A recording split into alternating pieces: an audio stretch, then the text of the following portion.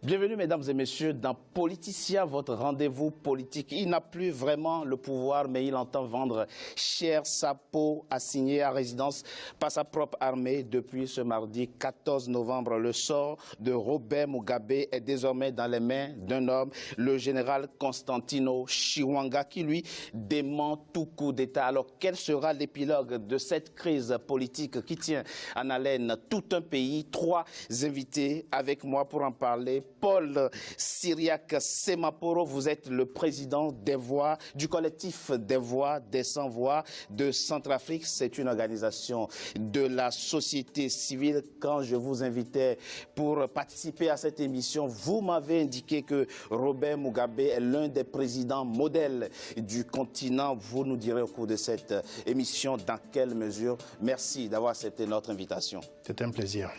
Kakou NS Tigori, vous êtes très heureux de ce qui arrive en ce moment du président Robert Mugabe. Vous ne cessez de dire tout le mal que vous pensez de lui. Vous êtes écrivain, auteur du livre Le Souverain Noir, publié aux éditions Panthéon. Vous avez également écrit Pauvre Afrique, tu te lèveras. Merci, merci d'avoir accepté notre invitation. Je reçois également Salif Koné, vous êtes expert en sécurité et défense, vous êtes le responsable, n'est-ce pas, de la société Foulori, vous êtes spécialiste des questions sécuritaires et vous êtes fournisseur en équipement militaire. Merci d'avoir accepté notre invitation. Merci à vous. Il a tenu les rênes du Zimbabwe et de main de maître pendant 37 ans. L'infatigable Robert Mugabe voulait rester maître du Zimbabwe au moins jusqu'à l'âge de 100 ans seulement. Voilà, depuis ce mardi 14 novembre, il n'est qu'un président assigné à résidence. C'est un sujet de la rédaction signé Graziella Chakonte et Ashley Duprat. Le 15 novembre 2017, le Zimbabwe est entré dans la plus grave crise politique de son histoire. Tout commence le 6 novembre. Le vice-président Emmerson Mnangagwa, longtemps pressenti comme le successeur du président Robert Mugabe, est limogé pour manque de loyauté. Il quitte le pays. Dans la foulée, la première dame, Grace Mugabe, exprime ouvertement son intention de gouverner le Zimbabwe. Le malaise est de plus en plus palpable. Le 13 novembre 2017, l'armée sort de sa réserve et hausse le ton. Dans une déclaration publique, le général Constantino Chiwenga met en garde le président Mugabe contre les purges au sein du parti présidentiel, une situation inédite depuis l'indépendance. Quelques instants plus tard, dans la nuit du 14 au 15 novembre, l'abcès crève, les militaires prennent le pouvoir, mais démonte un coup d'État. Nous souhaitons rassurer la nation que son Excellence, le président de la République du Zimbabwe, Robert Gabriel Mugabe, et sa famille sont sains et saufs et que leur sécurité est garantie. Nous ne faisons que viser les criminels autour de lui qui commettent des crimes qui causent la souffrance sociale et économique dans le pays pour les traduire en justice. Dès que notre mission sera accomplie, nous nous attendons à ce que la situation retourne à la normale. Pourtant, le message est clair. Des chars et autres véhicules militaires, déjà déployés dans les rues d'Harare, se sont positionnés près du Parlement, y établissant des barrages. Des blindés contrôlent également les accès aux institutions gouvernementales. Le président Robert Mugabe, lui, est assigné à résidence. Un militaire ne peut pas oser faire cela. Un chef d'État, le chef d'État est le commandant suprême de l'armée. Cela veut dire que le système ne peut pas faire marche arrière. S'ils font et renversent le président, que par exemple ils vont faire passer le vice-président, ça ne sera pas un coup d'État en soi. Et les militaires vont dire que ce n'est pas un coup d'État, mais que c'est une sorte de correction. Parce que le coup d'État veut dire que les militaires l'assument. Or, les militaires zimbabwéens ne veulent pas assumer le coup d'État, être les présidents. Un coup d'État qui ne porte donc pas son nom. Et une première pour un mouvement de libération au pouvoir en Afrique australe. La région va-t-elle l'admettre? Rien n'est moins sûr. Le président sud-africain Jacob Zuma, qui a dépêché sur place 2 envoyés spéciaux au nom de la communauté sous-régionale, la SADC, s'est dit opposé à tout changement contraire à la Constitution. I've taken a decision to send an envoy Face à la gravité de la situation, j'ai pris la décision d'envoyer un émissaire dans le but d'entrer en contact avec les forces armées et aussi rencontrer le président Robert Mugabe. Nous en saurons plus sur ce qu'il se passe au Zimbabwe. Je vais également envoyer un émissaire à son Excellence le président de l'Angola afin de le briefer sur son rôle de nouveau président de l'organe de la SADC chargé de la paix et de la sécurité. J'espère qu'il n'y aura plus de dommages de la part des forces armées et qu'ils seront aptes à respecter la constitution du Zimbabwe ainsi que leurs compatriotes zimbabwéens. Cette situation ne va pas aller au-delà de ce qu'elle est déjà, à plus forte raison que nous sommes désormais en contact avec eux ainsi qu'avec le président. Nous espérons que cette situation sera sous contrôle pour que la paix et la stabilité reviennent au Zimbabwe. Et malgré un calme apparent, la tension est à son comble à Harare. Emmerson Mnangagwa, l'ex-vice-président à qui on prête des relations très étroites avec les forces armées, a d'ores et déjà annoncé son retour au pays. Chers Zimbabwéens, restez calmes et restez à l'écoute des nouvelles nationales. Je suis de retour dans le pays et serai très occupé au cours des prochains jours. Mais le vieux lion ne semble pas avoir dit son dernier mot. Alors que les appels à la démission se multiplient, ce dernier a été contre toute attente aperçu publiquement ce vendredi. Stratégie politique de l'armée ou symbole de résistance. Pour l'heure, une chose est certaine, le peuple zimbabwéen n'est pas au bout de ses surprises. Monsieur Zemaporo, y a-t-il coup d'État au Zimbabwe, oui ou non? Il y a eu coup d'État. C'est tellement clair que, vu l'évolution de ce qu'il y en a, vu les réactions internationales et vu de l'Afrique du Sud notamment, qui a lancé un signal fort aussi aux militaires de la place pour dire que non, ils n'accepteraient pas un changement en tant que tel. Ils avaient pensé qu'en faisant ce coup de force, ils allaient contraindre le président Mugabe à accepter de signer sa démission. Mais c'est sans compter sur sa mentalité, sa pugnacité, et il a résisté, et il a compris que non, il n'était pas vraiment, sa vie n'était pas menacée en tant que telle.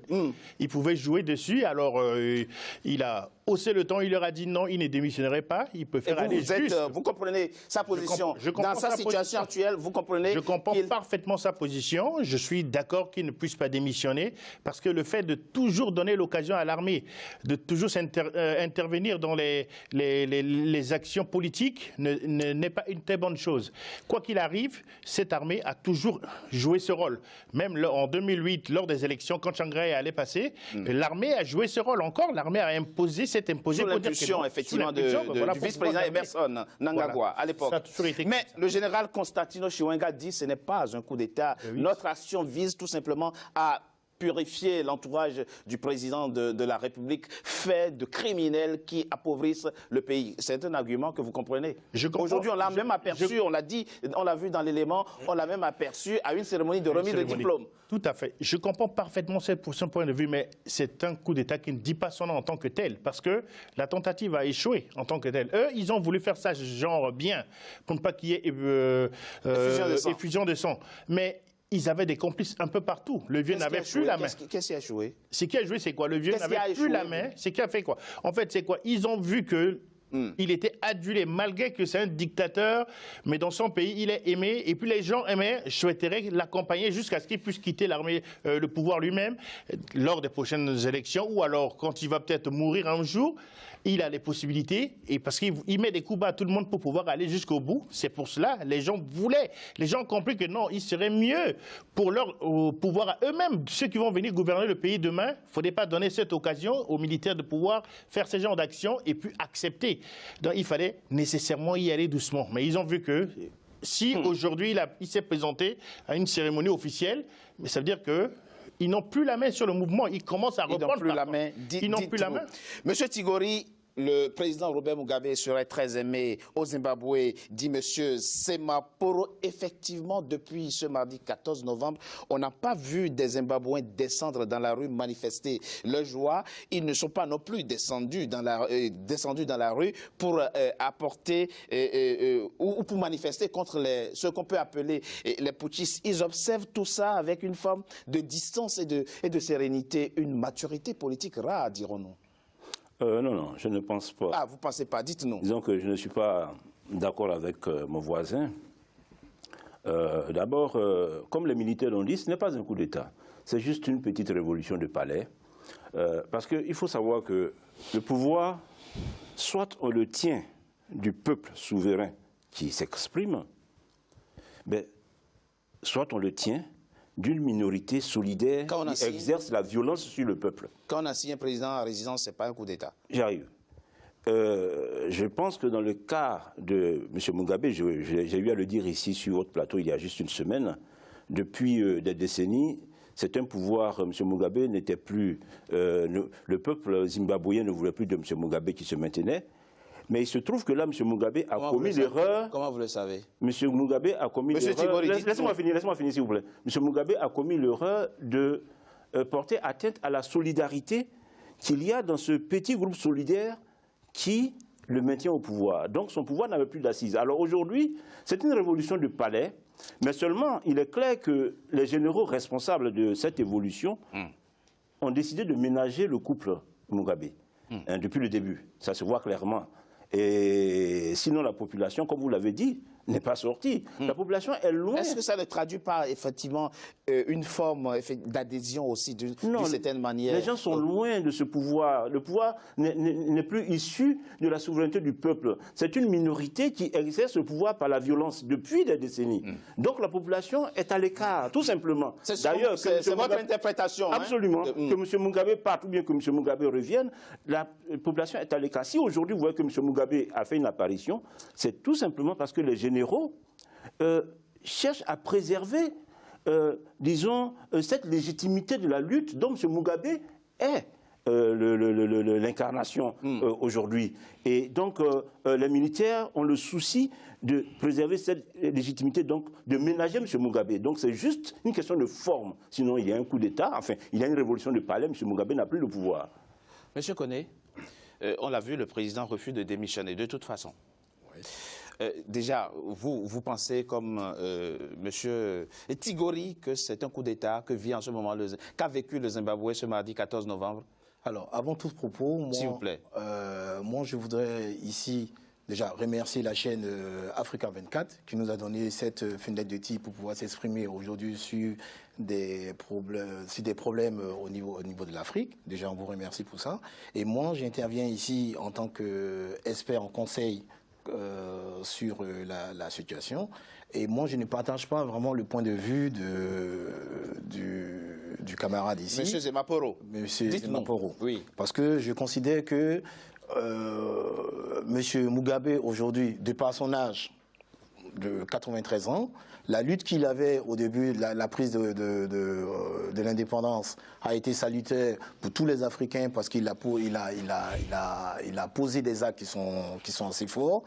Il a redistribué les terres au niveau des Africains. Oui. D'accord. Mais on s'est rendu compte que très vite, les terres qui ont été distribuées dans un premier temps étaient dans son sillage de lutte, dans un premier temps, et dans un deuxième temps, ceux à qui il a confié les terres n'avaient pas la possibilité aujourd'hui de mettre en valeur et de continuer ce qui avait déjà été mis en place par l'oppresseur. Donc, parlant de ça... Ça, vous pensez que le bilan du président Robert Mugabe est négatif? N'oublions pas, Monsieur Koné, nous devons dire que pendant les 10 premières années du règne de Robert Mugabe, les responsabilités les plus importantes du pays ont été occupées par les Blancs. Il a beaucoup œuvré pour la réconciliation des Zimbabwéens, au moins pendant les 10 premières années de son règne. Mais passons, revenons à la question qui est posée aujourd'hui. Vous dites qu'il y a coup d'État, mais il se trouve effectivement qu'il refuse de démissionner. Oui, que monsieur... Doit-on accepter qu'un coup d'État se produise encore sur le continent? Non, pour respecter les institutions, nous dirons non. Dans la forme, nous dirons non. Mais aujourd'hui, le comportement de Mugabe, on se rend compte que ce n'est même pas une bataille entre l'opposition et le président, c'est une bataille entre un groupe de personnes. Oui. On a la femme du président et l'homme de main du président. Et de ce point de vue, vous soutenez quand même le coup d'État? Moi, mon point de vue personnel, oui, je dirais que M. Mugabe doit démissionner. D'accord. M. Mugabe doit démissionner, dites-vous. M. Tigori, on peut aussi se demander pourquoi on ne le laisse pas tout simplement finir son mandat, puisque la présidentielle est prévue pour 2018. Oui, mais... Quelle est aujourd'hui l'urgence de le déposer? Je vous ai expliqué que M. Mugabe tient son pouvoir de la solidarité qu'il a avec un petit groupe qui exerce la violence. Aujourd'hui, il a rompu, disons, sous l'influence de son épouse, des ambitions de son épouse, il a rompu cette solidarité avec ce petit noyau qui exerce la violence sur le peuple. Donc son pouvoir n'a plus de base. Soit vous l'avez, votre pouvoir du peuple souverain, soit vous l'avez de ce petit groupe solidaire. Il n'y a plus la solidarité, donc son pouvoir n'a plus de base. Alors, nous n'allons pas... Je vous ai dit la dernière fois que ce que nous pouvons espérer, c'est que la ZANU-PF, disons, s'affaiblisse pour que le Zimbabwe connaisse une nouvelle ère qui soit beaucoup plus positive pour ce pays. Et c'est la nouvelle ère qui s'ouvre avec ce coup d'État du mardi 14 novembre. J'espère, parce que ce que vous devez savoir, c'est que même ici en France, sous De Gaulle, la France a risqué un coup d'État. Donc rien n'est jamais acquis de façon définitive. Ça fait des décennies. Rien n'est jamais acquis de façon définitive dans l'organisation, dans les institutions d'un pays. Il appartient aux dirigeants politiques d'être responsables de sorte que, disons, le jeu politique se passe de façon civilisée. Alors, quand on parle de coup d'État, quand M. Mugabe, depuis 2000, se maintient par la force, par l'oppression contre les opposants, mais... Monsieur Tigori, vous êtes écrivain, vous êtes en train de soutenir l'idée que des militaires peuvent déposer un président qui est en plein exercice de son mandat constitutionnel. C'est ce que l'intellectuel et l'écrivain que vous êtes soutient à cette table. Dites-nous. Ce sera votre point de vue. Oui, quand on n'est pas en démocratie, l'usage de la force peut être utile. Et je considère que... Qui juge si on est en démocratie ou pas? Je considère que le Zimbabwe n'est pas un pays démocratique. Je vous ai dit la dernière fois que cela fait bientôt 20 ans que les Zimbabwéens ne veulent plus de M. Mugabe, mais qu'ils ne peuvent pas s'en défaire. Mais quand savez-vous? Ce petit noyau, aujourd'hui, qui dépose M. Mugabe, mais c'est ce noyau-là qui le maintient depuis... Comment vous savez? Monsieur, c'est important pour nous que vous clarifiez votre point de vue. Comment savez-vous que les Zimbabwéens ne veulent plus de Robert Mugabe? En 2000, M. Mugabe a organisé un référendum sur la Constitution qu'il a perdu, un plat de couture. Et Tsvangirai, l'opposant avec son parti, était en pleine ascension, mais on sait très bien quelle est l'oppression que ce parti a subie. À tel point qu'un candidat à la présidentielle qui est en tête au premier tour, refuse même de participer au second tour pour la sécurité de lui et de ses partisans. Vous comprenez? Donc, on n'a pas besoin d'autre schéma. C'est pour vous l'indice exclusif qui vous permet effectivement de dire que les Zimbabwéens... Il y a la question économique. Il y a la question économique. Les Zimbabwéens fuient le pays, ça ne va pas, il n'y a plus de monnaie. C'est le dollar américain qu'on utilise au Zimbabwe. C'est un pays failli. Il y a d'autres pays du continent. C'est un pays failli. Aussi des monnaies qui ne leur appartiennent pas. Mais bon, on ne parle pas de la même chose. Monsieur Semaporo, vous nous avez dit le président Robert Mugabe est un président modèle. Quand même, sans être excessif, expliquez-nous en quoi, effectivement, vous pensez que le président Robert Mugabe est un président modèle sur le continent. Je fais allusion à la force du président Mugabe en disant que non, c'est un homme qui a du poing. C'est pas... Parce que je ne le considère pas comme les autres chefs d'État africains. De tous nos chefs d'État, pour la plupart, ces gens-là, ils ne travaillent pas pour leur pays en tant que tel. Quand bien même l'image que l'Occident veut donner de Mugabe, c'est ce qu'on a toujours eu accès par les médias. On diabolise. Ça, c'est l'instrumentalisation. On instrumentalise le peuple. Là-bas, vous avez vu, est-ce que le peuple s'est soulevé pour dire que non, on est contre. Ils auraient dû manifester leur joie, même si ce n'est pas dans la capitale. On aurait dû voir dans l'arrière-pays la population sortir, manifester leur joie. Mais cette population a un profond respect pour M. Mugabe. Malgré tous ces frasques, malgré ces déboires, les gens savent. Ils sont en train de l'accompagner petit à petit de manière à ce qu'il puisse terminer son quinquennat, son mandat, lors des prochaines élections. Vous savez, il est candidat. Mais quand on a une épouse... Investi par son parti. Il est candidat encore, mais les élections auront lieu au mois de décembre. Mais quand on a une femme qui est à côté de nous, en fait, la femme a joué un rôle terrible. Hein. C'est à cause de sa femme là que tout est arrivé là. Mais il est aimé de cette population. En fait, les gens l'acceptent comme tel parce que c'est l'icône de la lutte de la liberté. Et parce qu'il prône, il a toujours cette force et il a l'audace de défier les grandes puissances en tant que tel. De dire que non, c'est des gens qui veulent nous oppresser. Et puis c'est vrai. Pourquoi il a donné des explications? Pourquoi est-ce que les Américains ne veulent pas qu'il y ait de l'aide qui arrive des États-Unis vers leur pays, mais ils envoient quand même des chasseurs, des Américains vont chasser là-bas, ramener des trophées, tout ça, c'est des instrumentalisations. Quand on veut vous faire disparaître, on veut vous salir, on va monter de toutes pièces des images ou alors des actions bizarres sur votre compte pour prouver que vous n'êtes pas bien. c'est un grand monsieur, il a fait des erreurs, on accepte, on reconnaît qu'il a fait des erreurs, parce que pour se maintenir au pouvoir en Afrique, c'est pas donné, et il y a toujours des calculs politiciens derrière ces manigances, ces jeux, mais c'est un homme qui est aimé, qu'on le laisse continuer et que l'armée arrête, que l'armée reste dans ses casernes, que l'armée, il faut que ce soit les élections qui puissent changer les hommes qui sont en place. On doit se mettre ça dans la tête avant d'avancer. Très rapidement, cette dimension du personnage que décrit M. Semaporo, c'est quelque chose auquel vous adhérez? Oui, c'est quelque chose qu'on adhère et qu'on respecte aussi. D'accord, parce que cette lutte, au travers de toutes ces années, ont forgé le caractère des Africains. Voilà, mais aujourd'hui, M. Mugabe, excusez-moi, a 93 ans et qui veut se présenter encore aux prochaines élections. Aujourd'hui, les présidents à vie, aujourd'hui en Afrique... L'ancien président sénégalais Abdoulaye Wade a l'habitude de dire que la vieillesse n'est pas une maladie. Oui, mais nous savons très bien que quand on arrive à un certain âge, vous voyez sur les télévisions, le président Robert Mugabe, à certains moments, qui s'endort pendant des réunions. On se pose la question, est-ce qu'aujourd'hui, il est lucide, il a toute sa tête pour pouvoir aujourd'hui apporter le pays vraiment vers les grands enjeux à venir. Je propose qu'on marque une coup de pause, on se retrouve dans quelques instants pour décrypter les origines de la crise politique qui secoue en ce moment le Zimbabwe. À tout de suite.